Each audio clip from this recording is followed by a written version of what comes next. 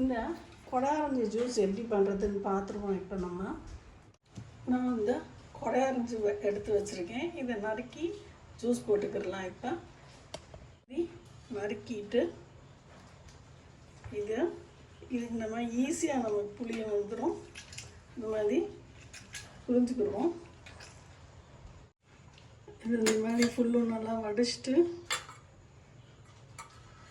இதை வந்து அப்படியே ஜீனி எதுவும் போடாமல்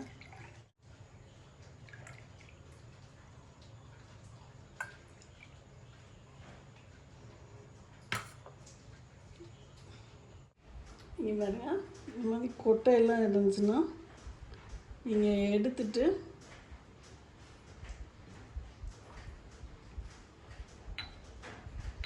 நீங்கள் அப்படியே குடிச்சிடலாம். சுகர் எதுவும் நீங்கள் போட தேவையில்லை, போடாதீங்க சுகரு.